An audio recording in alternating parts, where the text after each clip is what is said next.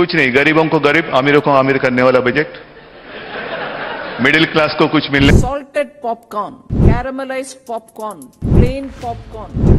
निर्मला सीतारमण, यह नाम सुनते ही मध्यम वर्ग के हर एक व्यक्ति के मन में डर बैठ जाता है। निर्मला सीतारमण वित्त मंत्री ही नहीं बल्कि एक बेहतरीन बिजनेस वुमन भी।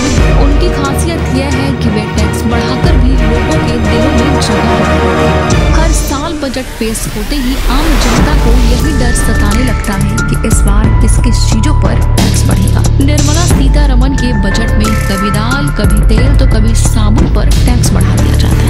यह सब कुछ जनता की भलाई के नाम पर किया जाता है। गाँव से लेकर शहर तक, रसोई गैस से लेकर मोबाइल तक हर छोटी बड़ी चीजों पर टैक्स बढ़ा दिया जाता है। और निर्मला जी अपने भाषण में बड़ी चालाकी से कहती है कि ये कदम देश के विकास के लिए जरूरी है। लेकिन अब आम जनता महंगाई से जब कराती है तब किसी नेता की प्रतिक्रिया का इंतजार रहता है। तब कोई नेता जनता की आवाज को सुनकर उनकी मदद करने नहीं आता है। जब बजट पेश होता है और हर चीज पर टैक्स की बोझ बढ़ जाती है तब उद्धव ठाकरे जैसे नेता व्यंग करने से नहीं चूकते। एक बार उद्धव ठाकरे ने अपने भाषण में निर्मला सीतारमण पर कटाक्ष करते हुए कहा कि निर्मला जी का बजट सुनने के बाद ऐसा लगता है कि जैसे सरकार हमें सिखा रही है कि कम खाना, कम पहनना और कम जीना कैसे।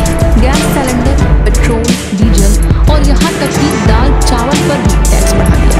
अब तो जनता को सांस लेने पर भी टैक्स देने के लिए तैयार रहना चाहिए।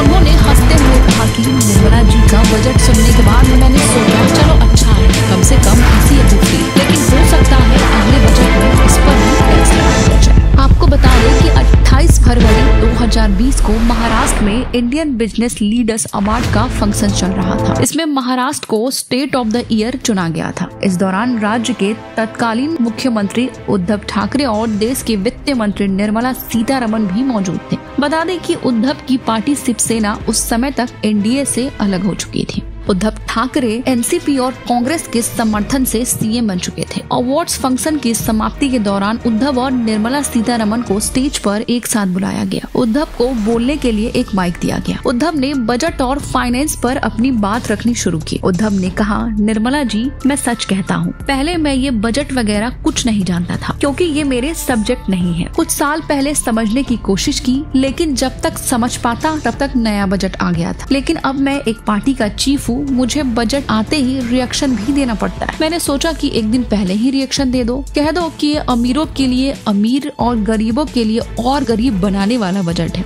मिडिल क्लास को कुछ नहीं मिलने वाला, जीडीपी भी गिरने वाली है। रिएक्शन तो देनी पड़ती है।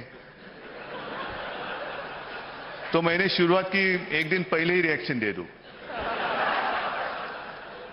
क्या है रिएक्शन, क्या है? निर्मला जी ने बजट पेश किया, आपकी रिएक्शन क्या है? कुछ नहीं, गरीबों को गरीब, अमीरों को अमीर करने वाला बजट, मिडिल क्लास को कुछ मिलने वाला नहीं है, जीडीपी गिरने वाला है। दूसरा क्या है? Fiscal deficit. वो दीपक भाई बरोबर है कि नहीं रिएक्शन?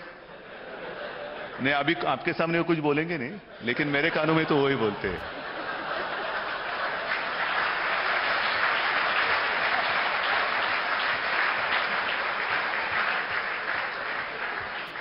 नहीं, बहुत ही कठिन विषय है, लेकिन अब मैं नहीं बोल सकता कि मुझे कुछ समझता नहीं। अब तो मुझे वो करना पड़ रहा है और मुझे मालूम है कि जब स्टेट बजट आ जाएगा तो उसके ऊपर भी यही प्रतिक्रिया आने वाली है। तो अब मेरी मुश्किल होगी कि पहले रिएक्शन दे दूं कि बजट दे दूं।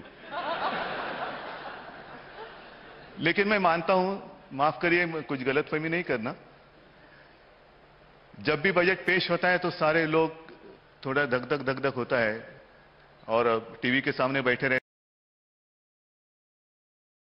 इतना ही नहीं, आपको बता दें कि उद्धव ठाकरे ने केंद्रीय वित्त मंत्री निर्मला सीतारमण को चिट्ठी भी लिखी थी। उद्धव ने कहा कि 2019-2020 के दौरान महाराष्ट्र से 46,630.66 करोड़ का टैक्स कलेक्शन हो, लेकिन राज्य को सिर्फ 20,254.92 करोड़ रुपए मिले, जो कि 69,046.29 करोड़ रुपए कम थे। 46,011.76 करोड़ रुपए कम मिला, यानी हमें अभी तक 15,058.5 करोड़ रुपए कम मिले। इसलिए केंद्र सरकार बकाये पैसे की तुरंत जारी करे।